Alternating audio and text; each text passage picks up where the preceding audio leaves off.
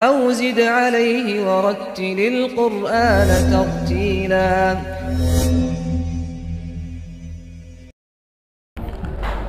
Bismillah. Assalamualaikum warahmatullahi wabarakatuh.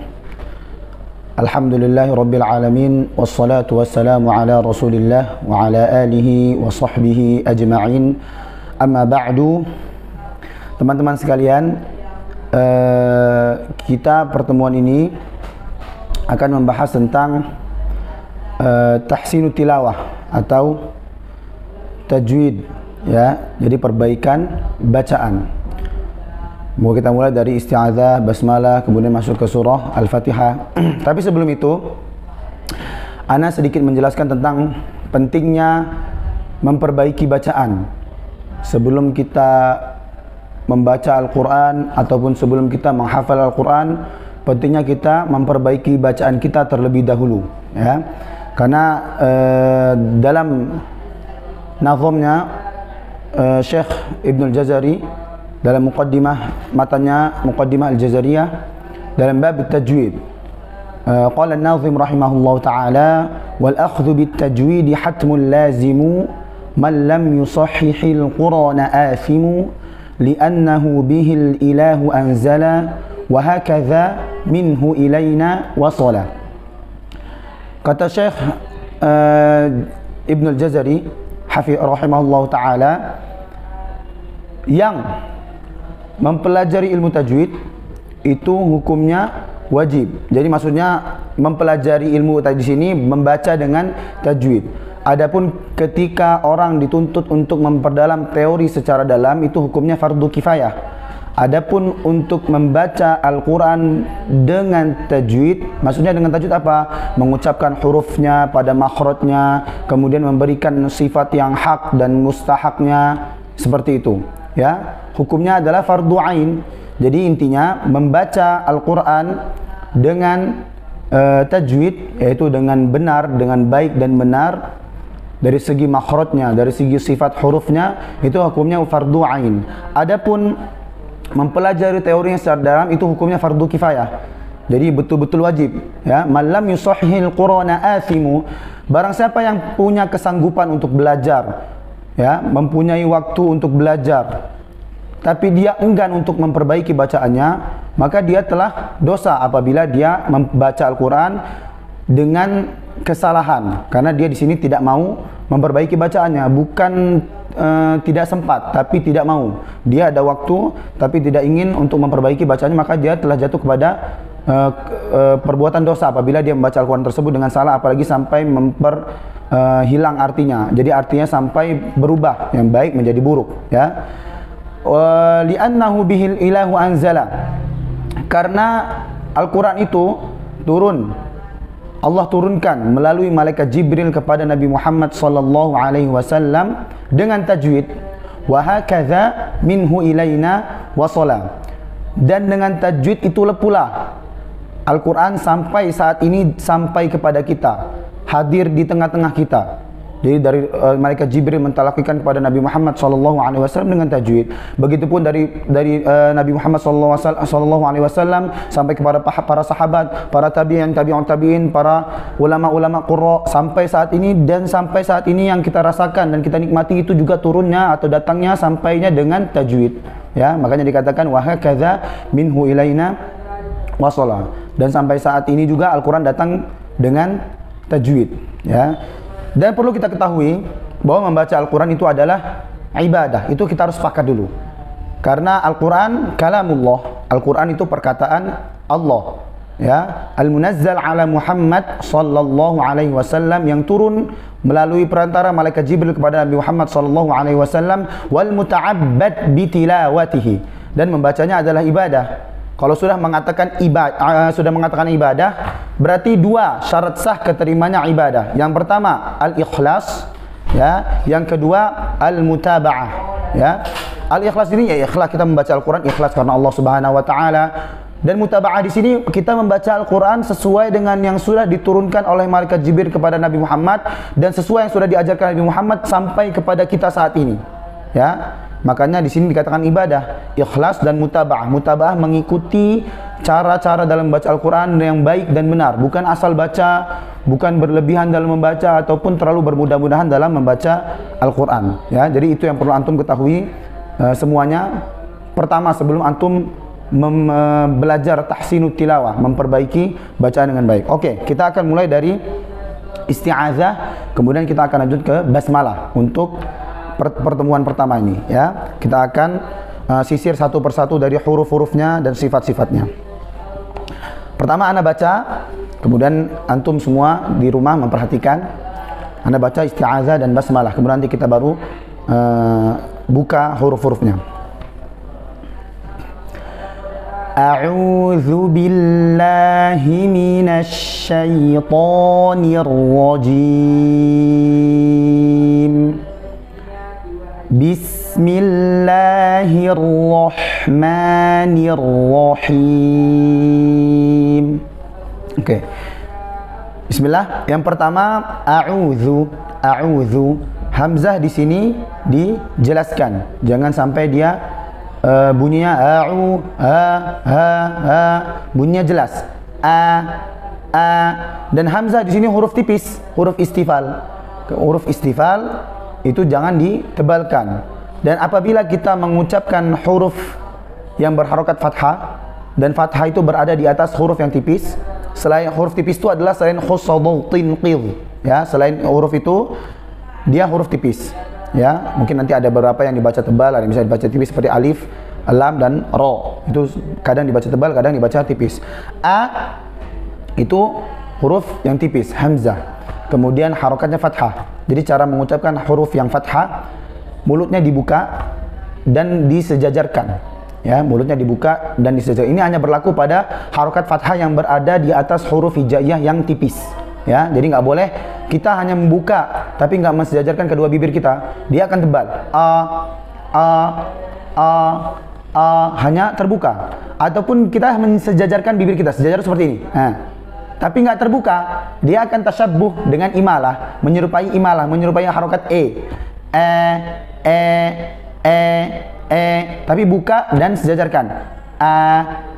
Makanya kata para ulama, fathah di sini yaitu fathah Arabi, membuka secara pas, secara sedang, nggak berlebihan, nggak juga nggak dibuka atau bukanya pelit, Nah, itu kedua-duanya memiliki efek samping, ya. Jadi buka tanpa berlebihan dan sejajarkan kedua bibir.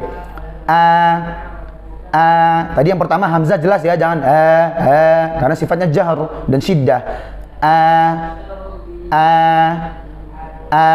Oke. Setelahnya huruf ain. Ain juga huruf yang tipis. Ya, dan letaknya berada di wastul halqi atau tengah tenggorokan, ya. Dan harokat ain di sini dhammah.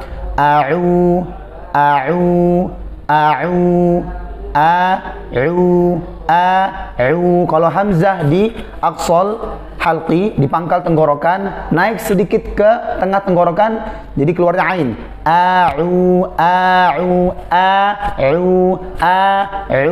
Ya, jangan sampai antum buatnya seperti ain semua, ataupun seperti hamzah semua, tapi bedakan antara hamzah dengan ain.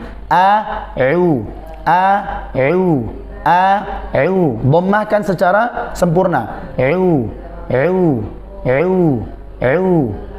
Ya, kedua bibir maju secara sempurna. Jangan tebal, ya, karena ain huruf tipis. Ya. Perhatikan.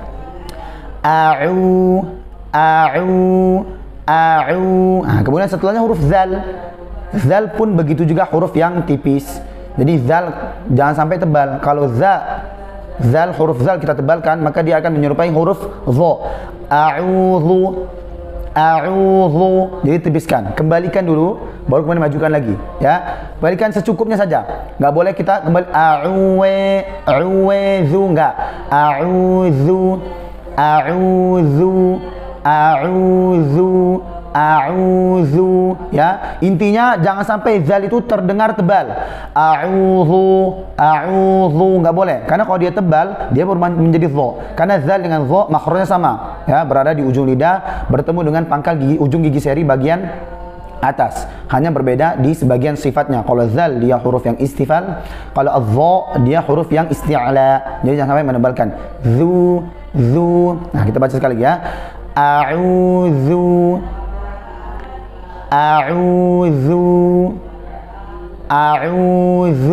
Nah, kemudian setelahnya huruf ba. Ya, ba itu termasuk dari ba, sifatnya juga jahar. Salah satu sifatnya ba itu jahar, kemudian juga syiddah, ya. Ba. Jangan sampai ba-nya seperti mim, karena makhraj mim dan ba itu sama. Bedanya kalau ba dia syiddah, kalau mim dia bainiyah sifatnya atau tawassut. Ya, jadi ada tekanan sedikit, nggak berlebihan, nggak ba, nggak juga terlalu bermudah-mudahan. Ba, takutnya dia akan menyerupai seperti mim. A'udzubi, zubi, bukan zumi, mi. Nah, itu bingung kita. Ini huruf mim atau huruf ba, ya. Jadi zubi, nggak boleh. Zubi, bi. Jadi bibir atas dan bibir bawah agak ditekan sedikit. Jangan berlebihan, jangan juga nggak ditekan, ya. Ba. Nah, agak sedikit ditekan. Kemudian harokatnya kasroh. A'udzu, kalau kita nggak sadar, kita akan baca a'udzu bil b. A'udzu bi.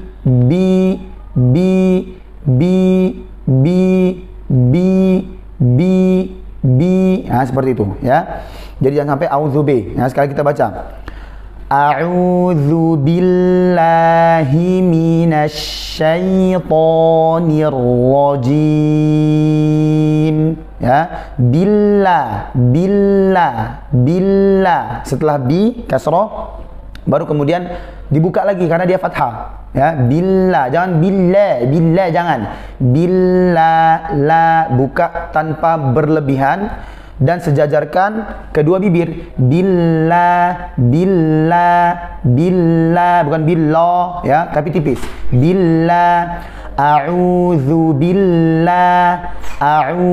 billah, dan pun setelahnya ada kasroh lagi, ya. Jadi ha pertama huruf yang tipis. Ya, kemudian yang kedua harokat ha di sini kasroh. Jangan sampai haknya mereng, ya, atau tasyabbuh dengan imalah kayak a'udzu billahi minah, hati-hati, ya. Dan ha adalah huruf hijaiyah yang paling lemah. Ya, kalau dia nggak kita keluarkan secara lembut, dia akan seperti mat. A'udzu billahi hi. A'udzu billahi minasyaitonir rajim. Ya, kemudian minasya. Jangan sampai kedua bibir antum maju, ya. Jadi kedua bibir antum jangan sampai maju. Sya, nggak boleh, ya. Sya, ya, dan tafasyinya dijelaskan. Asya, bukan asya, sya.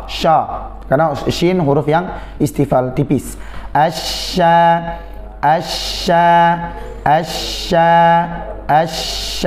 ya, harus dipiskan. Kemudian setelah huruf ya. Setelah itu huruf ya. Huruf ya dijelaskan juga. Minasyai. Jadi betul-betul ya itu makhrajnya berada di tengah lidah bertemu dengan langit-langit. Jangan sampai ketika antum baca, dan sifatnya jahar, ya, sifatnya jelas. Ketika antum baca, ya-nya nggak jelas. A'udzu billahi minasyai. Betul-betul disempurnakan. Syai. Gerakan mulutnya ikuti gerakan mulut ana, ya. Minasyai, jangan syai. syai, biar dia jelas suaranya. Minasyai, untuk menghilangkan kadar-kadar ketebalan pada huruf tersebut ya. Kemudian setelah syai baru huruf tebal ya. Syaito, syaito. Nah, ini juga hati-hati. Kadang kita kalau setelahnya atau sebelumnya ada huruf tebal, kadang huruf tipisnya jadi terbawa ya. Syayo, nggak boleh. Jadi tahan dulu, syai, baru lepaskan ke to-nya tanpa antum memutus suara ya.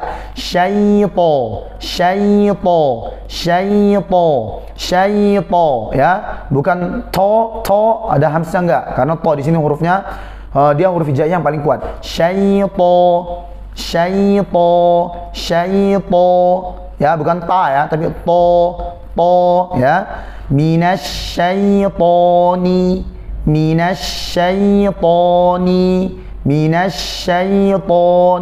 Nah, setelah huruf nun, setelah huruf to baru huruf nun lagi yang tipis ya. Kemudian dia kasroh, jelaskan kasrohnya. Minasyaitoni,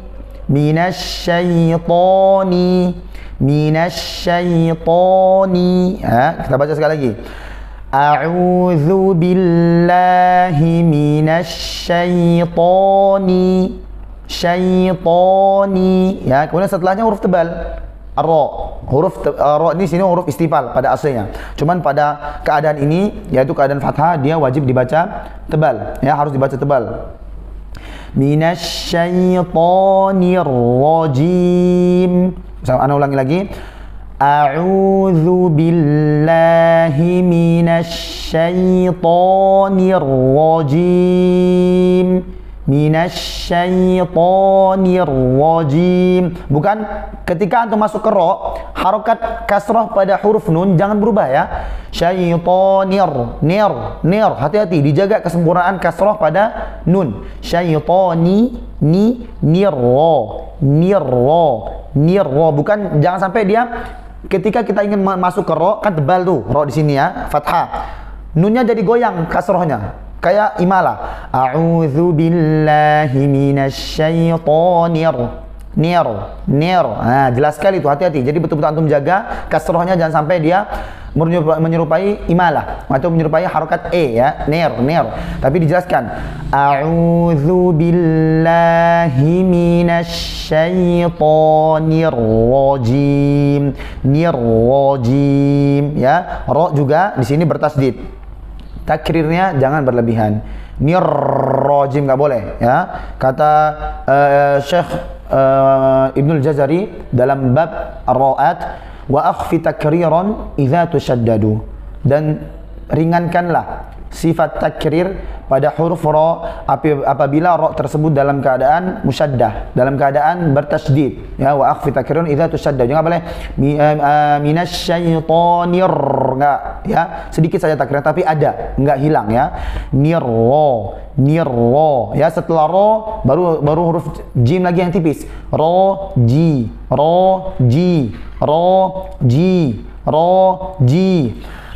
Kita baca sekali lagi dari pertama ya.